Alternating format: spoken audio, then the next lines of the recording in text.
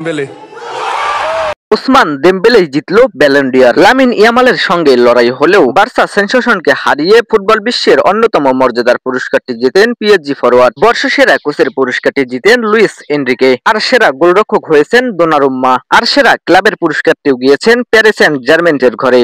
দেমবেলের হাতেই যে উঠছে 2024-25 মৌসুমের ব্যালন ডি'অর পুরস্কার তা প্রায় নিশ্চিত ছিল প্রায় শতভাগ। গণমাধ্যমে ছড়িয়ে পড়া 10 জনের একটি তালিকায় কেবলই দ্বিধা, সেটা কেটে গেছে প্যারিসের বিখ্যাত সাতলিয়ে থিয়েটারে। কিংবদন্তি রোনালদিনহোর হাত থেকে ফুটবল বিশ্বের সবচেয়ে মর্যাদার ব্যালন ডি'অর পুরস্কার নিয়ে বর্ষসেরা হওয়ার দৌড়ে ওসমান দেমবেলেকে সবচেয়ে বেশি টক্কর দিয়েছিল বার্সার স্প্যানিশ তারকা লামিন ইয়ামাল। তবে ব্যালন ডি'অর অনুষ্ঠানের শুরুতেই কেটে যায় অনিশ্চয়তা। লামিন ইয়ামাল সেরা উদীয়মানের পুরস্কার জিতলে 12 কেজি ওজনের রিয়াল গোল্ড অনন্য সুন্দর ট্রফিটা তখন থেকেই যেন অপেক্ষায় ছিল পিএসজি তারকার স্পর্শে যেতে। স্বপ্ন ছুঁয়ে এদিন আবেগে ভেসেছেন ওসমান দেমবেলে। বরাবরই খুব শান্ত স্বভাবের এই ফুটবলার লুকিয়ে রাখতে পারেনি তার আনন্দের অশ্রু। এমন একটা অর্জন সবাইকেই পরিপূর্ণ করে দেয়। পরিপূর্ণ হয়েছে মা থেকে শুরু করে দেমবেলের পরিবারের সবাই। সাতলিয়ে থিয়েটারে এদিন ছিল প্যারিস সেন্ট জার্মেইনের জয় জয়কার। ওসমান দেমবেলের ব্যালন ডি'অর জয়ের পাশাপাশি সেরা গোলরক্ষকের পুরস্কার জিতেছেন জিয়ান লুইজি দোনারুম্মা। বঞ্চিত হননি পিএসজিকে চ্যাম্পিয়ন্স লিগ উপহার দেওয়া লুইস এনরিকে। সেরা কোচের তকমা বাগিয়েছেন তিনি। স্বাভাবিকভাবে সেরা কোচের পুরস্কারটাও গেছে প্যারিসিয়ানদের ঘরে।